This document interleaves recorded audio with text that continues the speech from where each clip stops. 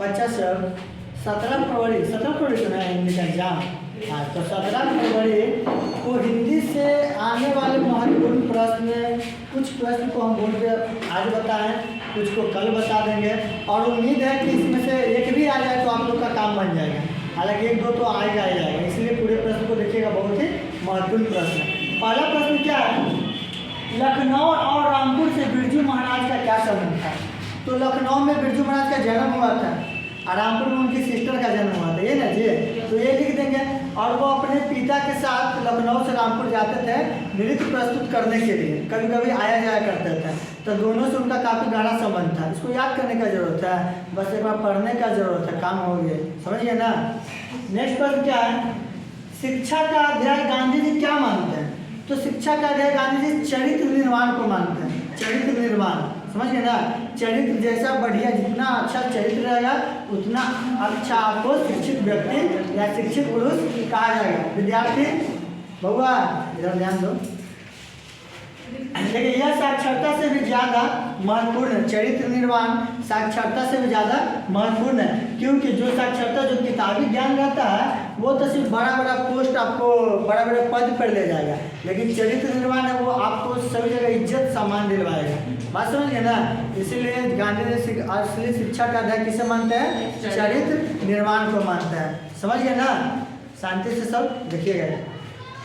अगला प्रश्न क्या है, ये भी महत्वपूर्ण है, कवि किसके बिना जगत में जन्म व्यर्थ मानता है? देखिए विद्यार्थी, आप लोग को एक बात बताते हैं, आपका हिंदी गद्य में कितना चैप्टर था? 12, और पद में कितना था? 12, 24, और वर्णिका में कितना था? 5, 29। 29 चैप्टर का क्वेश्चन आंसर हो गया है, ऑब्जेक्टिव हो गया है, सबका लेखक का परिचय बढ़िया से हो गया है, सबका सब्जेक्टिव प्रश्न भी हो गया है। वो लोग आप लोग तो याद कर ही लिए होंगे, अधिकांश तो याद किए नहीं हैं, लेकिन फिर भी एग्जाम करीब है। और आज 6 या 7 फरवरी है जी, 7 फरवरी है, 8 है, अच्छा 8 फरवरी हो गया, और 17 फरवरी को आपका एग्जाम है, तो 7 फरवरी है। अरे जो भी है, चलिए ना, 7 फरवरी है। चलिए ध्यान दीजिएगा यहाँ पर। तो 17 फरवरी को जो आपका एग्जाम है हिंदी का, तो हम आपको गेसिंग क्वेश्चन कुछ बता दे रहे हैं ताकि आपको एग्जाम में मदद हो जाए, मदद मिल जाए। इसे आप लोग बढ़िया से याद कर लीजिएगा। समझ गए ना। पीछे वाला बच्चा, पीछे थोड़ा सा कैमरा घुमा दीजिए, ऐसे बार सब इधर देखेगा। कितना बच्चा क्लास में प्रेजेंट रहे, इधर बॉयज की तरफ भी, क्लास में बॉयज पढ़ता है थोड़ा सा। हाँ चलिए अब इधर दिखाइए। तो जितना भी प्रश्न है बच्चों, सभी प्रश्न बहुत महत्वपूर्ण है। अगला देखते हैं, कवि किसके बिना जगत में जन्म को व्यर्थ मानता है? राम नाम के बिना। हम में राम, तुम में राम, सब में राम समाया, सबसे कर लो प्रेम, जगत में कोई नहीं है पराया। बात समझिए ना। इसलिए राम को मानिए, राम बिना जीवन क्या व्यर्थ है। हम राम के भक्त हैं, हम हनुमान के भक्त हैं, इसलिए हम राम को भी मानते हैं और हनुमान जी को भी मानते हैं, ठीक है ना। चलिए आगे देखिएगा, विष के रात कहानी का नायक कौन है? तर्कपूर्ण बताइए, तर्कपूर्ण, कुछ तर्क देना है। तर्क मतलब कुछ सुझाव देना है, ताकि पता तो चले कि इस कहानी का असली हीरो यही है। तो विष के रात एक कहानी है जिसके राइटर थे नरेंद्र मोहन शर्मा। उस कहानी में एक गिरधर नाम का व्यक्ति रहता है, उनका एक बेटा रहता है मदन। मदन जो है उसमें कहानी में सबसे अमीर रायजादा जो रहता है, अमीर रहता है सेन साहब, उनका एक लौता पुत्र रहता है कासू। कासू से जब लट्टू का खेल होता है तो उसे मार कर 2 दांत खसका देता है। बात समझ गए ना। उसे पता चलता है कि उच्च श्रेणी के लोगों का घमंड तोड़ दिया कौन? निम्न श्रेणी के लड़का। समझ गए ना। और वो जो मदन वाला जो कहानी है विष के रात, वो कहानी मदन के इधर उधर चारों तरफ घूमते रहता है, इसीलिए कहानी का नायक उसी को कहते हैं जिसमें पूरा कहानी क्या टिका हुआ। बात समझ गए ना।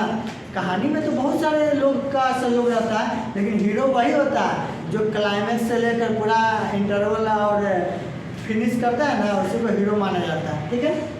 लास्ट में देखते हो कितना अच्छा कहानी था। लास्ट में उसके पिताजी मारने के बावजूद क्या करते हैं, गले से लगा लेते हैं और कहता है क्या कि जो काम हम आज तक नहीं कर पाए वो मेरा बेटा कर डाले, यही ना जी। घर के साथ उसको गला से लगा लेता है। बहुत अच्छा कहानी है, आप लोगों को तो पढ़ाया गया है। आगे देखिएगा, सच्चे भारत का दर्शन कहाँ हो सकता है और क्यों?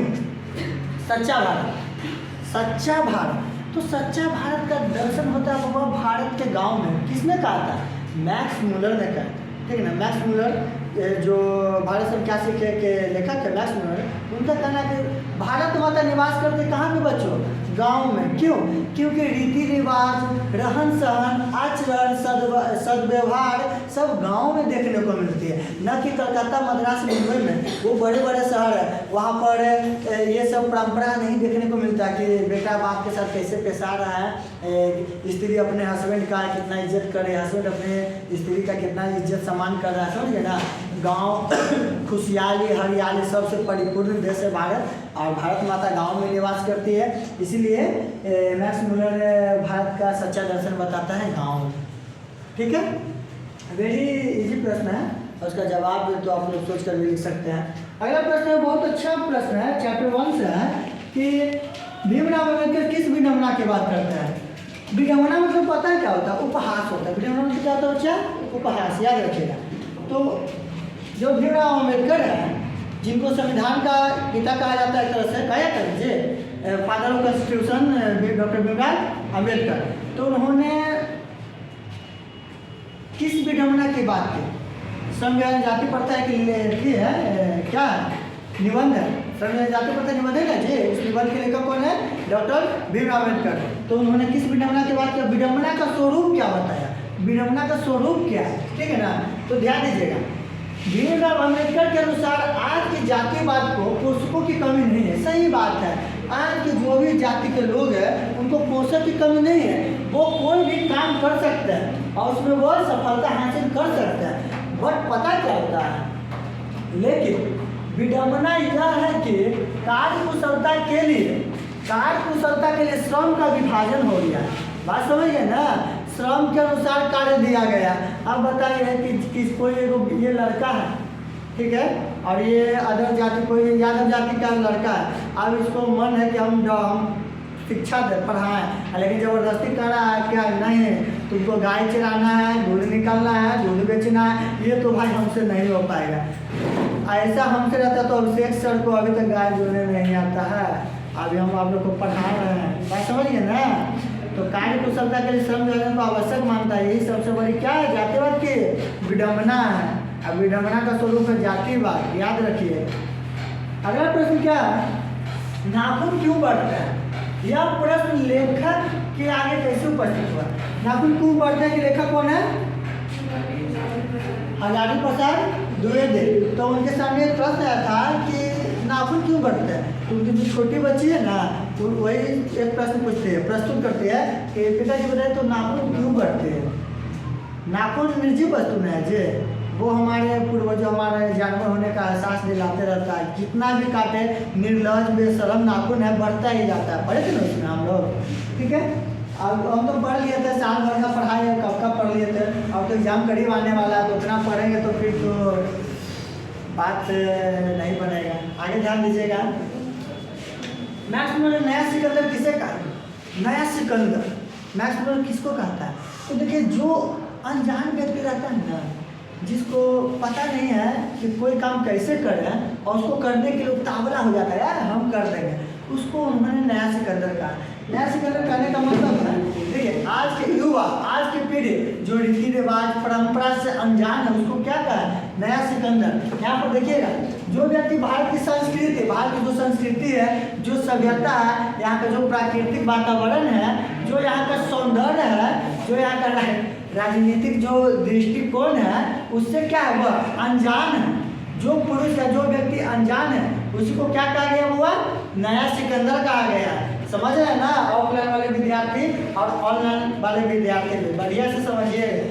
अब देखिए, देवनागरी लिपि में कौन कौन सी भाषाएं लिखी जाती है?